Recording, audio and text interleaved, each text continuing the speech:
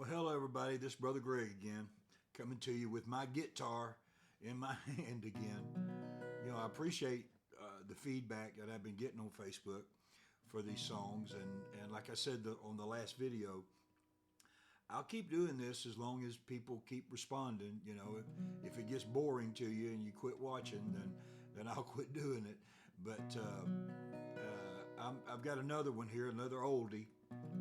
I don't even remember when I wrote this. I think it was 1980, I believe it was. I was in Slidell, Louisiana, in a Days Inn motel room. And some of you that are not familiar with my ministry back in those days, many of you are, and you remember. But Pam and I went through a real tough time for 2 years back in the years of 80 and 81. And we were separated. April was about 4 years old, and I think she turned 5 while we were separated. But thank God we got back together, and of course then Chase come along later, and I thank God. And it was a real trying time for me. And this song is called "Hold On," and I think I put it on my first album back in 1980. Was my first album that I recorded, called "God Has a Miracle for You." And speaking of which, if you have any requests, I got a lot of songs, and I don't really know which ones that I plan on singing when. But if you have a favorite song that you'd like for me to sing, put it in the comments below, and I'll see if I can remember it and try to sing it for you. But anyway, Pam and I was separated, and I was in Bridgetown, Barbados. And I was preaching in Queens Park, which is a large park in downtown Queensland. And there were just thousands and thousands of people there. That park was packed. There was this big wall that went all the way around the park, and there was people sitting up on top of that wall and just crammed in there standing. They wasn't sitting, but they were just standing room only. And God just moved, and what was so amazing during that 2 years, I was going through hell personally, but God was laying the foundation for my ministry. And a couple of years later would be when God revealed grace to me, and I started preaching the redemptive work of Christ. But during this time, I guess it was a testing or a purging or whatever it was. But I preached that night, and we had, I don't know how many people was there. I've heard 50,000. I've heard more than that. So I don't know, but it was packed out. Well, I had a great revival, and the next morning I flew into New Orleans, and I started preaching the next night, Sunday night, for Brother Edward McCrory. He had a church in Picayune, Mississippi at that time. So Saturday night I was preaching to 50,000 plus people. And Sunday night, I was preaching to 13. And so, boy, you think that won't do something for your ego, it will.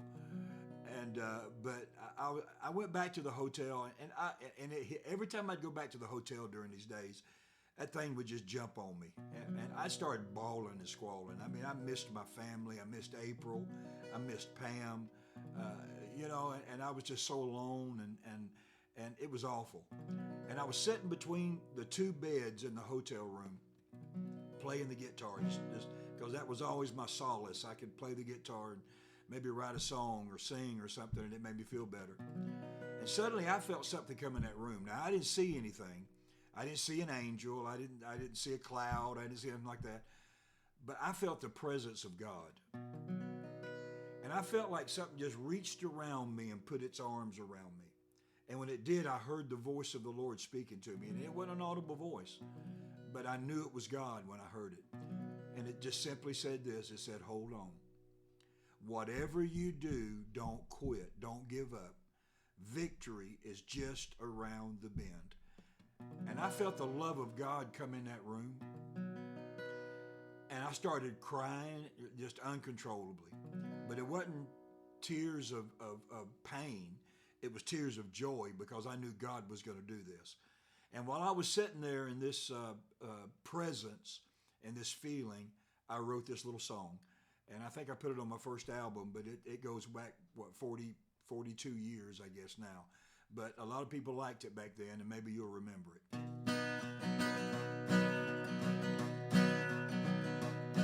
Well, Job lost everything he had in the Bible, we're told. Then he got sore balls all over him from his head down his toes. His wife said, Job cussed God and died, 'cause he's left you alone. Job said, though God slay me, well, I'll go down holding on. Well, you got to hold on. Don't give up whatever you do, 'cause up ahead around the bend, the battle's almost through.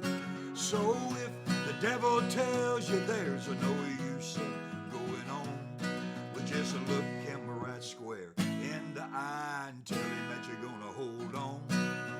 Tell him that you're gonna hold on. Well, Daniel prayed 21 days or 21 nights one time.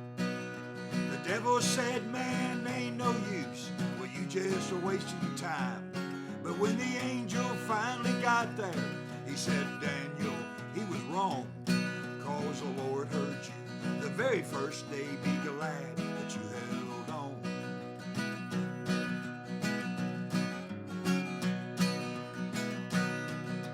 Jacob wrestled with an angel one time all night long. Angel said, man, let me go, 'cause I've got to get back home. But now Jacob said, man, there ain't no way that I'm ever gonna let go until you give me my blessing. Well, I'm gonna keep holding on. Well, you got to hold on. Don't give up whatever you do, 'cause up ahead around the bend, the battle's almost through.